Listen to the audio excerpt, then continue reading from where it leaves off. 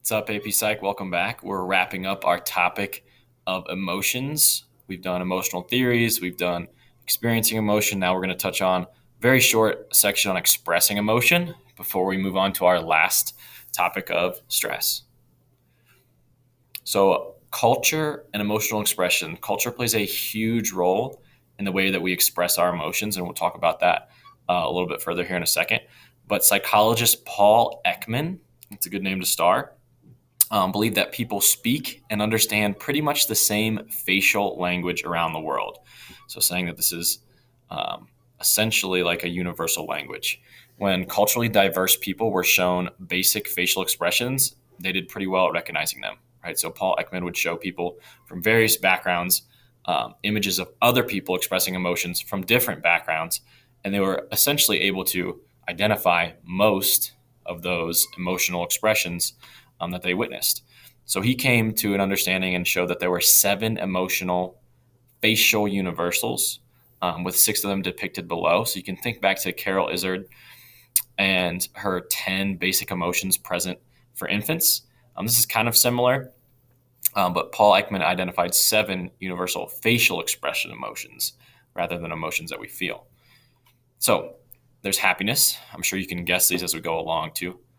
Surprise, fear, sadness, anger, and disgust. The only one that's not on here is contempt. Uh, so these were Ekman's 7 emotional facial universals. So here's another example. What do you think she's feeling? Take a guess. Anger, right? How about this little guy? He looks pretty sad. Right? Hopefully you're getting these. Right? And then you have one more. She would be, happiness or joy, right? So we can tell these things across cultures based on facial expressions. Now, how we actually express these things depends greatly on your culture and cultural norms. So, gender, emotion, and nonverbal behavior can differ. Women tend to be much better at discerning nonverbal emotions than men. Okay? When they're shown sad, happy, and scary film clips, women expressed emotions more than men, right?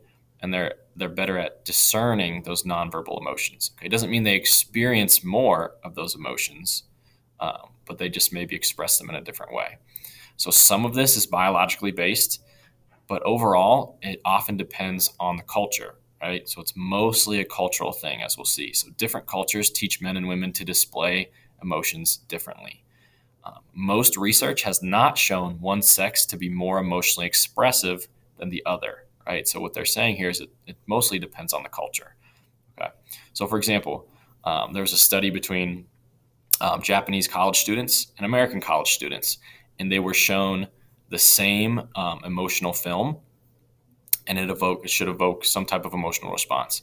In Japanese students, when they watched it with their peers, there was significantly less facial displays of emotion than American students. Right? In America, there's a much more people are encouraged to express their emotions more freely. However, when those Japanese students watched that film in private, they had the exact same and the same amount of emotional expression as the American students. Right? So there's a cultural expectation in public to be stoic and not express your emotions, right? But they still felt those things inside. Another example being in the United States, when soldiers would go off to war, when they say goodbye to their family, their loved ones, their wives, their husbands, they were very stoic, did not express emotions. And this is in men. However, in Italy, when men would leave and be shipped off to war, they were open expressions of emotion, tears, and things like that, because it was much more accepted in that culture. So again, all of this comes back to our emotional expression is heavily influenced by our cultural expectations. Okay. All right. So, in addition to expressing our emotions, how can we detect those emotions of others? Um, and one of the biggest questions people have is how to tell when people are lying, right? So, most people find it difficult to detect deception and deceiving emotions. Even trained professionals like police officers, psychiatrists, judges, and even polygraph artists or whatever you want to call them, um, detected deceiving emotions only 54% of the time. Okay? So that's basically 50-50, just a little bit better, right? So it's very difficult to do. Paul Ekman, again, did some more studies here in terms of telling if someone is genuine or if they're being deceptive. Okay. Down here, which one of these looks like his genuine smile? For some of us, you might say over here. Others might think this is a little bit more genuine. It's kind of hard to tell, right? And that's what makes deception so interesting. So here's some signs that can indicate deception and when people are using deceptive emotions. You'll notice a little bit more cognitive effort. This results in heightened attention.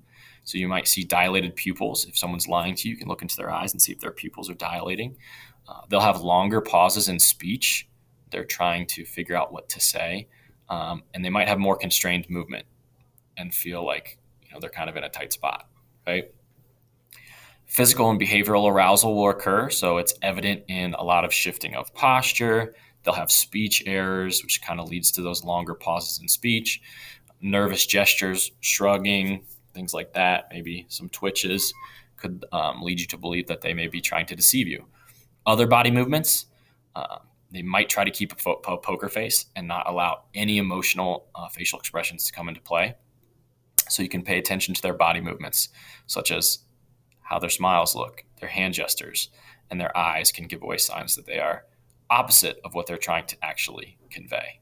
Okay? And the last thing, which is a little bit counterintuitive, eye contact. If the person generally tells the truth, they're probably not going to look you directly in the eye as much as you'd think, or they're going to be unable to look you straight in the eye because they're telling you the truth of something maybe they didn't want to discuss, or they feel uncomfortable telling you about that truth. Yet with practiced liars, they get very good at direct eye contact. And that's something sometimes we always say, if you're telling me the truth, look me in the face and say it to me, which is not always the best thing to do because practiced liars are very good at that. Okay. So those are some things about how we can notice deceptive emotions. And there's also polygraph tests. So how do these work? They measure your level of arousal while being asked critical questions. Okay, so you're going to be hooked up to all of these different monitors. And in today's world, they run into a computer that analyzes them. But they record things like your blood pressure. The rubber tubes placed over your chest and abdomen record your breathing rate. 2 metal plates attached to your fingers record any sweating, right? And they even place a mat underneath you so they can get and record shifts in weight, right? Which can indicate deception. So they'll ask you a few questions, critical questions that they want answers to. Those are the important ones. Irrelevant questions that have nothing to do with the discussion or what you're talking about, but those are just supposed to elicit truthful responses. Like what is your name? What is your age? Just to get a baseline for truthful reactions. And they ask you control questions, and these are to elicit anxious, emotionally aroused responses. And they'll mix all of these up in your interrogation to see how your body reacts to all of them. Now, here's the question. How accurate are they? They're not accurate enough to guarantee their evaluations. So they cannot say for certain if a person is lying or telling the truth, right? Only about half of the states admit polygraph evidence in court. Okay, so that's kind of how unreliable it is. There are some correlations with certain things that you do and the certain readings they get, but they can't tell you for certain that this person is being emotionally deceptive or lying as a result of what they see. Okay. So that was a short one. That wraps up our expressing emotions and how culture has a massive impact on the way that we express our emotions and those 7 different facial expressions that go along with it. Let me know if you have any questions.